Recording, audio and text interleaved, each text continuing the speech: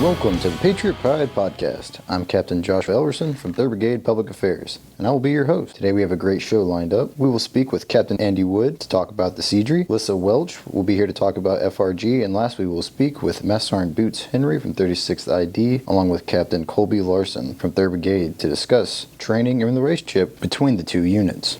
Without further ado, let's welcome our first guest, Captain Andy Wood from 710th BSB. He's here to talk about the upcoming SEDRE. So Andy, to get started, what is the SEDRE for those who do not know? Well, first, thanks for having me. So the SEDRE stands for Sea Deployment Readiness Exercise. It's where we take all of our equipment and we simulate a strategic deployment using either, in this case, a vessel down at the port of Beaumont, a large roll-on, roll-off ship as part of the strategic assets that are available to deploy across the world. Now, there are other types of deployment readiness exercises. There's a IDRE, where you can go by air, or you can put your stuff onto a train and then ship it to either air or port facilities. Okay, what is the purpose of this training to the unit, to the soldiers, to everyone involved? The purposeness is to improve our readiness. One of the big things that we've lost over the last 10 years is the ability for the unit to deploy itself to any contingency around the world. If it needs to be a quick reaction, we practice normally airplanes for fast reaction. The downside there is you have limited transport capabilities and it's very expensive to train on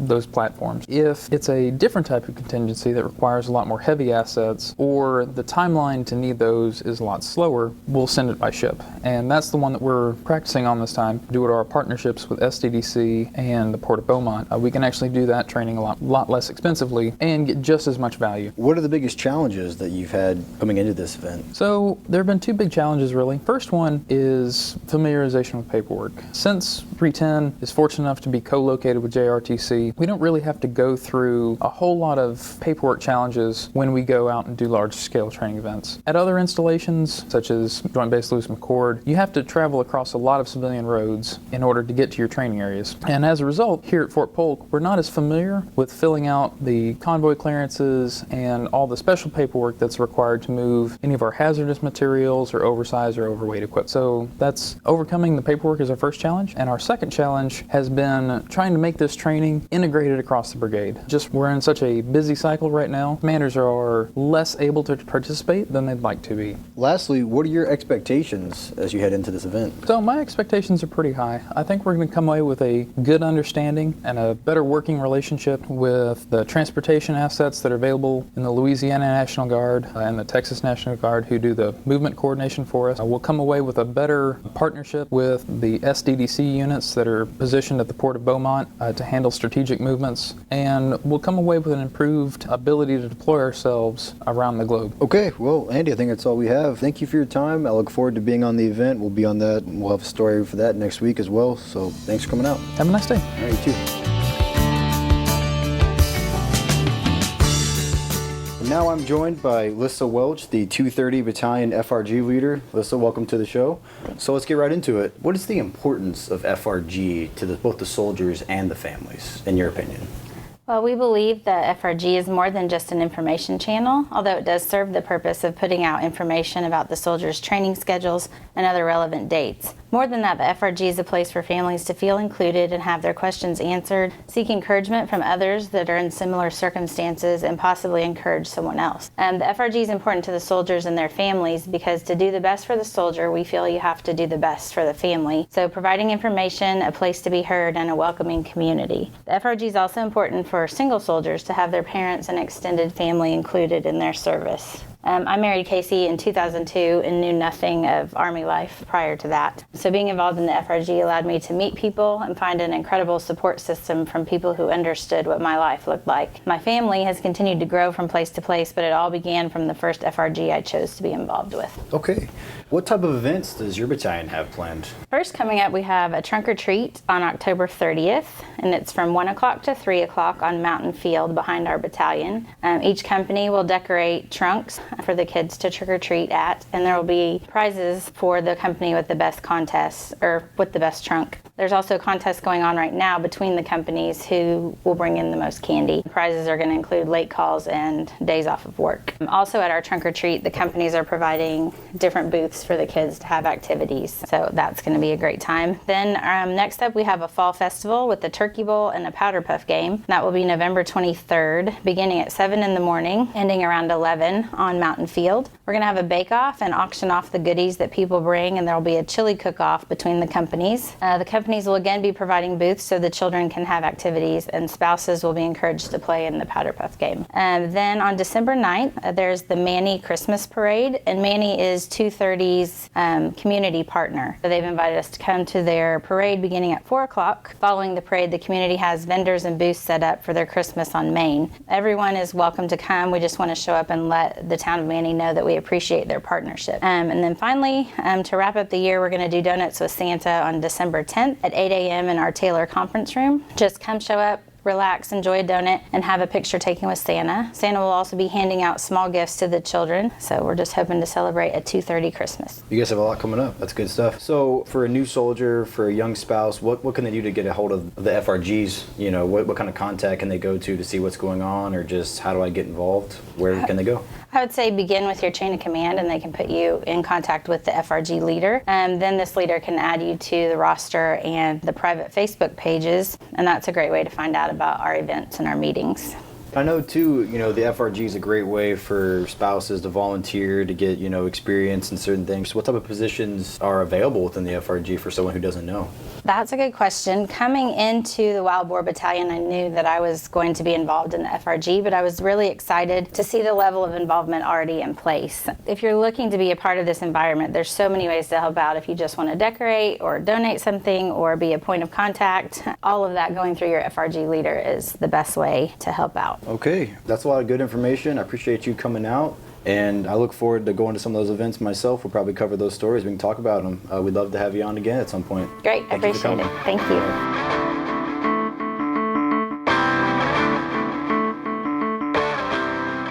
I'd like to welcome to the podcast Master Sergeant Boots Henry from 36 ID. He is the Division Master Gunner. Welcome to the show. Happy to be here. And then also I'd like to welcome our own Captain Colby Larson, who's the 3rd Brigade Assistant S3. Glad to be here as well. Thank you for joining us, gentlemen. So what event are you here to support, Master Sergeant? I'm here to support the 389 CAV Combined Arms Live Fire exercise that's coming up in late November, early December. To do the design support, the planning, the shot sheet, the surface danger zone, and general design, scenario design. Later on, we'll do the target testing, the screen, the proofing, and later on to execute. And Captain Larson, can you give us a rundown of what that is? Yeah, I can. So our first CALFX here stands for Combined Arms Live Fire, like Master Sergeant said. Pretty much collective culminating exercise at the troop or company level, and what it does is we're integrating multiple enablers into the maneuver fight and then validating and testing the company commander as his ability to integrate both indirect, direct fires and UAS, aviation, engineers, and the multitude of other enablers on the battlefield. So that's kind of what the exercise is looking at, and as Boots said, yeah, he's here really to help fill in a lot of our blanks in the training plan for that. Master Sergeant, I guess the question's for you. What is your relationship to the unit going forward? Well, as you know, I'm the 36th Infantry Division Master Gunner, and our primary focus, as a part of the Associated Unit Program, the AUP pilot program, we share an administrative and training readiness authority for both 3rd Brigade, 10th Mountain, along with 10th Mountain Division. So our collective intent is to enhance the readiness of both our units and answer the nation's call when asked. I'm uniquely suited for this job because 3rd Brigade doesn't have a Master Gunner, and that was one of the support requests they asked for, and so I'm just the initial guy to come down that you see for 36th Infantry Division. And Captain Larson, how do you see the relationship between 3rd Brigade and the 36th going forward? So as Boots said, he hit on readiness is I believe the big item, but kind of as an example of what he's been talking about, the AUP, just between our relationship right now, it's really providing capabilities to each other and learning from each other and filling in some of those gaps that we both are looking for, as well as presenting more opportunities, not only for us, but for them. And as far as, that's kind of what we want to do, obviously, always in the military, is present opportunities for our commanders. So that's kind of what he's doing here. We're still working as an IBCT to build our Master Gunner program, and that's something that we're not lacking, but we're working towards it, and that's what he's going to really help us with, that capability in the 36. That's kind of one of the examples, but going into the future, where I think we're just going to learn as a lot of the stuff as we go of what we can do to help both of the organizations out and go from there. Master Sergeant, what future training events do you know that the 36 is coming to support us with? The 36 has multiple engagements with 310 over the next fiscal year. Of course, myself here with the CALFX, but we include divisional support to pretty much all of your mounted live fire exercises that's requested. There's actually personnel exchanges where 2 officers and enlisted will actually be transferred to the division headquarters in Austin. And I think later on, I think that transfer happens like next year, pretty soon. And later on, there will be actually personnel from the division transferred here to Port Polk. So it's a personnel exchange that will happen. And we'll have direct participation in your brigade ex-eval. As my understanding is, during Mountain Peak, the division headquarters will be the high comm for the warfighter, as well as the high comm for your subsequent combat training center rotation. Okay, so I guess this is a big question. A lot of soldiers and junior leadership, they kind of wonder what can they expect when working with soldiers of the 36th Infantry Division. Well, 310 can expect a willing partner and dedicated support from the 36th Infantry Division. So we gauge our success on the success of the AUP pilot program and are committed to the Patriot Brigade achieving all their training and readiness gates. Captain Larson, for your experience with Master Sergeant Henry, how do you expect working with the 36th will be as we move forward? Yeah, so I think we're probably one of the first interactions, at lower echelon, but kind of as Master Sergeant alluded to, really just expect, I see the same uniform that we wear, I see the same, rank structure, a lot of bars, so there's really not much difference. It's just to expect the same that you'd expect from any other soldier or leader in the Army. And just our week together so far, passing a lot of knowledge back and forth, and for me anyway, learning a lot from, just a good NCO that's been in the Army far longer than I have. So I think a lot of the soldiers in the brigade can just expect the same thing they'd expect with any other group of NCOs, officers, that same professionalism, soldiermanship, or whatever you want to call it. So, and then just moving on from that, we talked a little bit about history from both of our organizations, and I think that was something that the 36 brings too, to really get integrated into their history. Boots talked very passionately about 36 legacy. Our brigade is fairly new, 2005.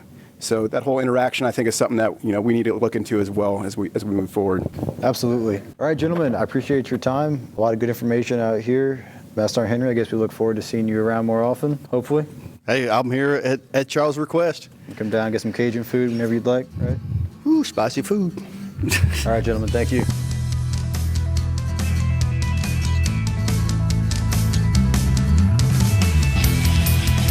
All right, Patriots, that's all we have time for today. Please check back every 2 weeks for the new podcast. Stay connected with the Brigade Facebook, Twitter, and YouTube to check out the action across the brigade. Thank you. Have a great day.